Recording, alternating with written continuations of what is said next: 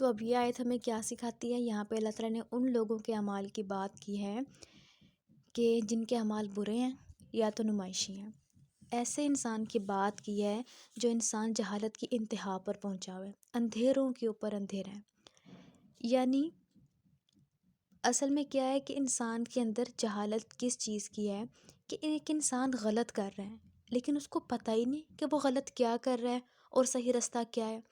پھر سونے پہ سہاگا، آگے سے ماحول ایسے مل گیا، یعنی کہ اوپر بادل آ گئے تو اس کو لگا کہ شاید یہی سب کچھ ٹھیک ہے، تو ایک ماحول نے اس کے اوپر پردہ ڈال دیا، اپنی فطرت اس کی مسخ ہو چکی ہے، تو اب اس کو لگتا ہے کہ شاید دنیا میں تو میں ٹھیک ہی ہوں، آگے جا کے بھی مجھے بہتر ہی ملے گا۔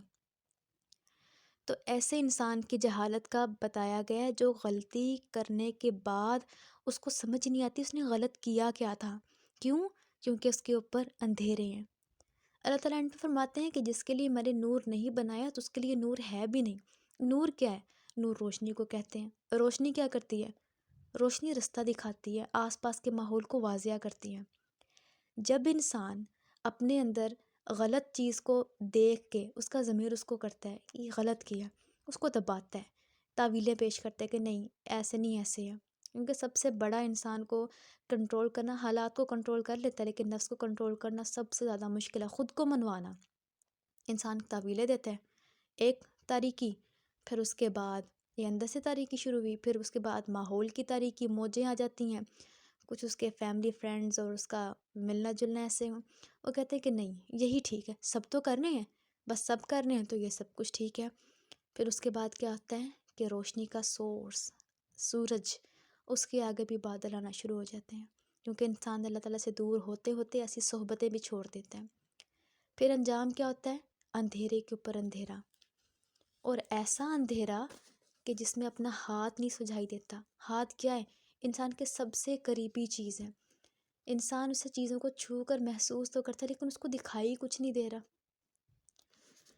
تو یہ ایسی ہی جہالت کی بات ہو رہی ہے۔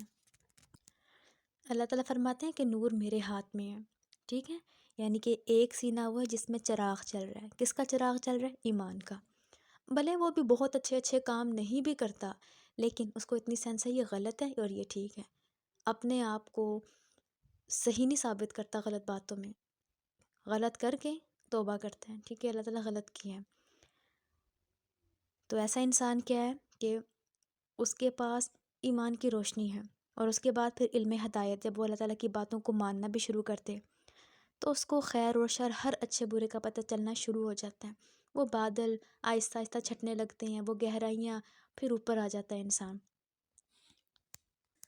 اور یہاں پھر اندھیرے کی مثال کفر ہے انسان کا، کہ اللہ تعالیٰ کی بات کو مانتا ہی نہیں ہے، کرنا نہ چاہتا، اسی لیے مانتا نہیں ہے، نہ لوگوں کو کہنے دیتا ہے۔ اور دوسرا اندھیرا نفاق، کام تو کر رہا ہے اچھے لیکن نیت کیا ہے؟ لوگ ہیں، دوسروں کو دکھانا ہے۔ تو یہ نور کیا ہے؟ یہ چراغ کیا ہے؟ کبھی جلتا ہے کبھی بجھتا ہے۔ ایسا انسان نہ سمجھ ہے، ضرار کی حالت میں ہی رہتا ہے۔ تو منافق میں اس آیت کے مطابق دو چیزیں نہیں ہو سکتی، ایک اچھا اخلاق اور دوسرا دین کی سمجھ۔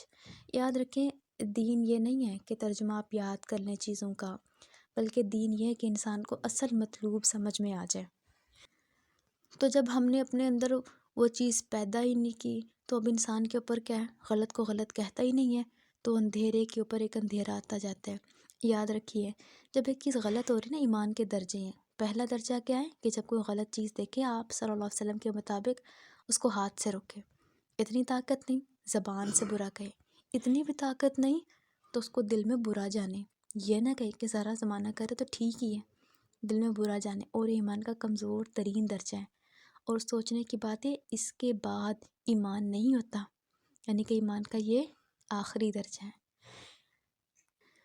تو جب انسان نے غلط کو غلط کہا ہی نہیں، خواہ کسی کا حق لٹ رہا ہو یا خواہ کسی کا حق نہ دے رہا ہو یا اللہ کا حق نہ دے رہا ہو، معاشرہ کر رہا ہے، ہم بھی کر رہے ہیں، تو کیا ہوتا ہے جب غلطی برائی کو برا نہیں کرتا، آہستہ آہستہ اس کی عقل پہ وہ اندھیرا آنا شروع ہو جاتا ہے، اس کی فطرت مسخ ہونا شروع ہو جاتی ہے۔